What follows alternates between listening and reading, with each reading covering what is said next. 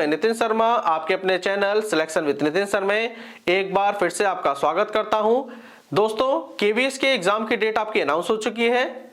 Exam से पहले हम अपने नंबर को कैसे इंप्रूवमेंट करें, तो दोस्तों इसके लिए हम आज से शुरू कर रहे हैं। केवीएस के प्रीवियस ईयर के जो मैथ्स के क्वेश्चन हैं उन्हें हम स्टार्ट कर रहे हैं। दोस्तों चलिए हम देखते हैं किस तरह के क्वेश्चन आपके एग्जाम में पूछे जा रहे हैं। और देखिए दोस्तों, एग्जाम से पहले हम सारे के सारे जो क्वेश्चन करेंगे वो सब प्रीवियस ईयर के होंगे, मैथ के और रीजनिंग के। ठीक है दोस्तों, आज से हम स्टार्ट कर रहे हैं मैथ की क्लास। तो चलिए दोस्तों देखते हैं किस तरह के क्वेश्चन आपके पिछले एग्जामों में पूछे गए हैं। ठीक है दोस्तों, तो देखिए दोस्तों, पहला क्वेश्चन दिया है 15 का 15% प्लस 16 का 16% माइनस 17 का 17%। ठीक है, तो देखिए दोस्तों ये एग्जाम में आया था आपके 2017 में। तो देखते हैं दोस्तों इस क्वेश्चनों को। चलिए देखिए दोस्तों, 15 का 15%, देखिए 15 का बोले तो दोस्तों गुणा 15, ठीक है दोस्तों, बटे परसेंटेज लगा है तो दोस्तों नीचे 100 लगा देना। मेरी बात क्लियर हो गई दोस्तों?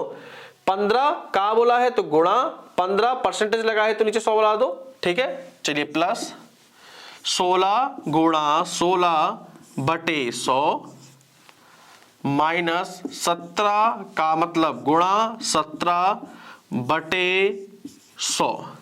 ठीक है दोस्तों, 15 गुणा 15 मतलब देखिए दोस्तों ये 15 का स्क्वायर हो गया, 16 गुणा 16 मतलब 16 का स्क्वायर हो गया। ठीक है दोस्तों, तो आपको दोस्तों स्क्वायर भी याद करने जरूरी है। ठीक है, तो दोस्तों मैं कुछ स्क्वायर आपके लिए लिख देता हूं। ठीक है, चलिए यहां लिख देते हैं हम दोस्तों कुछ स्क्वायर आपके लिए। 11 से 11 का स्क्वायर दोस्तों होता है 121, 12 का 144, 13 का 169, 14 का स्क्वायर होता है दोस्तों 196, 15 का स्क्वायर है 225। ठीक है दोस्तों, 16 का स्क्वायर 256, 17 का स्क्वायर होता है 289, 18 का स्क्वायर होता है दोस्तों 324। ठीक है, किसी भी नंबर के ऊपर स्क्वायर का मतलब है उसकी गुणा 2 बार। ठीक है, 19 का स्क्वायर होता है दोस्तों 361 और 20 का क्या होता है दोस्तों 400। ठीक है दोस्तों, 15 गुणा 15 यानी कि 15 का स्क्वायर कितना होता है दोस्तों 225, तो आप यहां पे लिख लो 225 बटे 100। ठीक है, प्लस 16 का स्क्वायर 256। ठीक है, देखो दोस्तों 16 का स्क्वायर 256। ठीक है, तो यहां लिख लो 256 बटे 100 प्लस 17 गुणा सॉरी माइनस लगाए ना, तो माइनस लगाइए। ठीक है, 17 गुणा 17 मतलब 17 का स्क्वायर 289 होता है। दोस्तों आपको स्क्वायर तो 30 तक याद करने ही पड़ेंगे। ठीक है, चलिए यहां तक कोई दिक्कत नहीं आई दोस्तों। चलिए आगे दोस्तों क्या करिए, 225 जैसा लिखा है उसको वैसे ही उतार दो। ठीक है दोस्तों, नीचे कितने जीरो लगे हैं 2 जीरो लगे हैं, तो ऊपर 2 अंकों के बाद दशमलव, तो 1 और 2 यहां पर 2.25 आ गया, प्लस के 256 आप ऐसे उतार दो।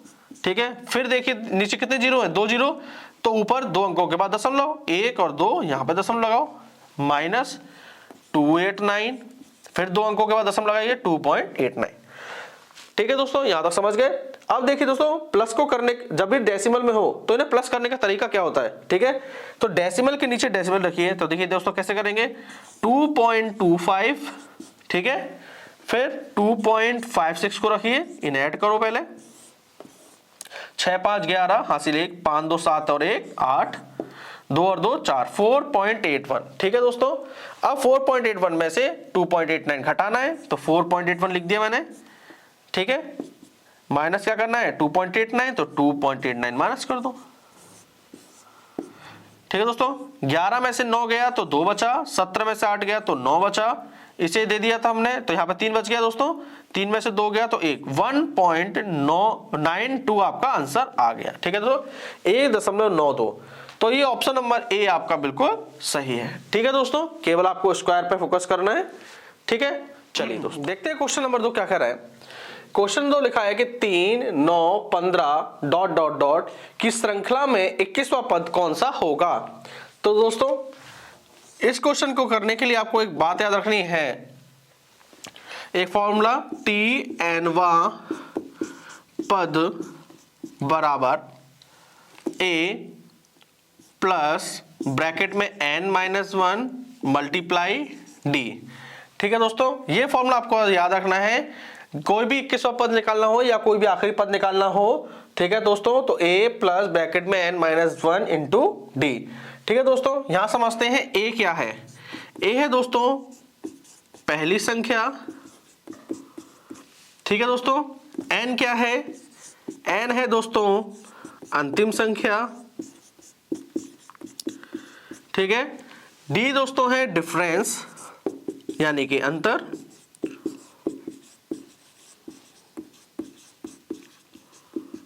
अंतर, ठीक है दोस्तों। चलिए इस क्वेश्चन को अब करते हैं। तो दोस्तों देखो 3, 9 और 15 डॉट डॉट डॉट, लास्ट का नंबर कौन सा बताना है, 21वां, तो 21वां इस तरीके से लिख लो, ठीक है। अब हमें पता चल चुका है कि a का मतलब क्या, a मतलब है पहली संख्या, तो पहली संख्या कौन सी है 3, तो यहां पर दोस्तों 3 लिख लो, प्लस ब्रैकेट में n मतलब आखिरी संख्या, अंतिम संख्या, अंतिम संख्या कौन सी है 21, तो 21 लिख लो, माइनस का 1 मल्टीप्लाई डिफरेंस, d मतलब डिफरेंस, अंतर क्या रखोगे दोस्तों, इन श्रृंखलाओं के बीच का अंतर। देखिए 3 और 9 में अंतर 6 का, 9 और 15 में अंतर भी 6 का, सभी में अंतर देखिए 6 का आ रहा है, तो इसलिए डिफरेंस भी आप 6 रख लो यहाँ पे। चलिए 3 प्लस 21 में से 1 गया तो बचा 20, ठीक है दोस्तों, 20 गुणा 6, तो कर लीजिए 3 प्लस 20 6 का 120, ठीक है। 120 में 3 जोड़ देंगे दोस्तों, क्या आ गया 123, ठीक है।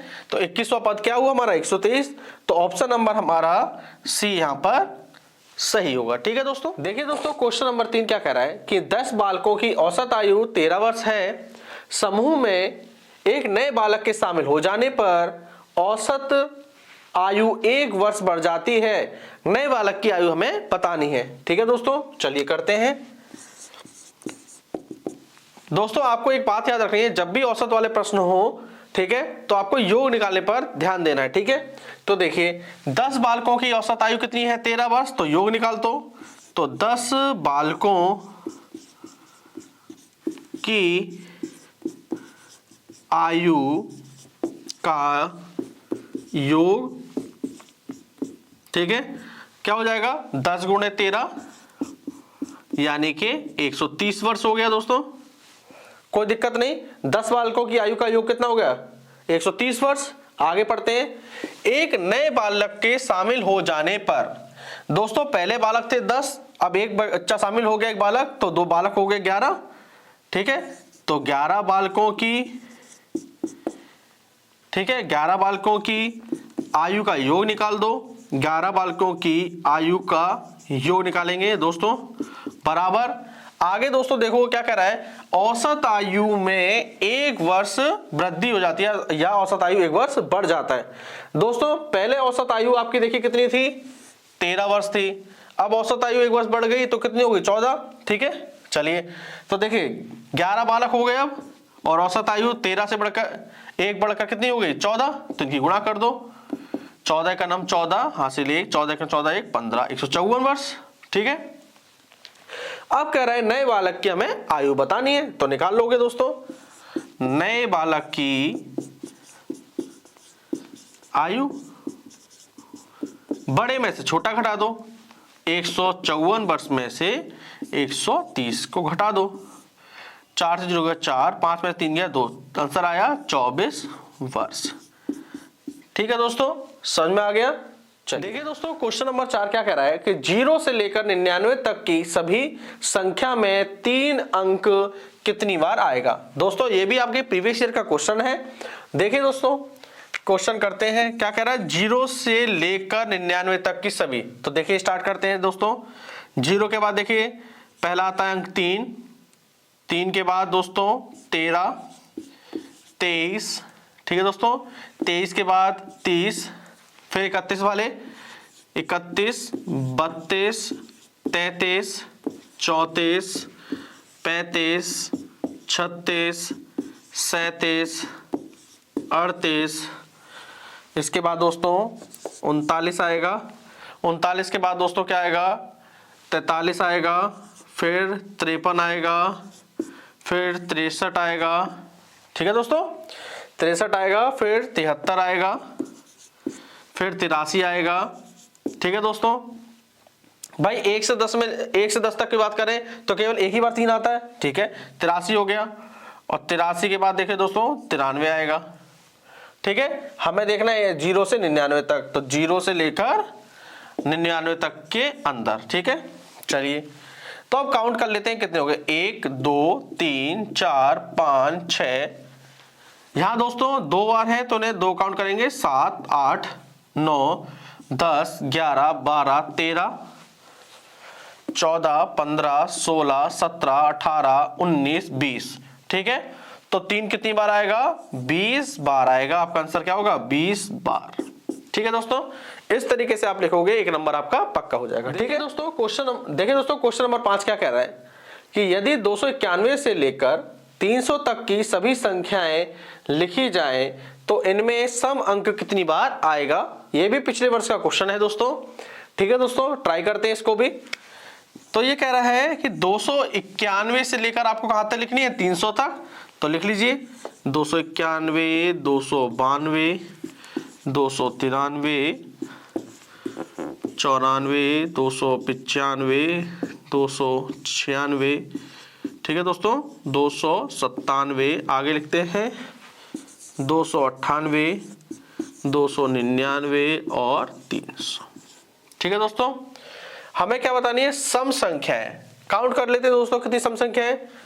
देखिए 2, एक तो ये होगी 1 2 3 4 5 6 7 8 9 10 11 12, ठीक है दोस्तों। 12 बता रहा है दोस्तों। एक 8 भी रह गया यहाँ पे, 13। दोस्तों कितनी हो गई, 13, ठीक है दोस्तों। याद रखना सबसे छोटी सम संख्या होती है 2, ठीक है। तो देखिए दोस्तों टोटल कितनी हो गई, 13। तो ठीक है 13 सम संख्याएं हो गई हमारी, ठीक है। 13 बार सम संख्याएं आएंगी।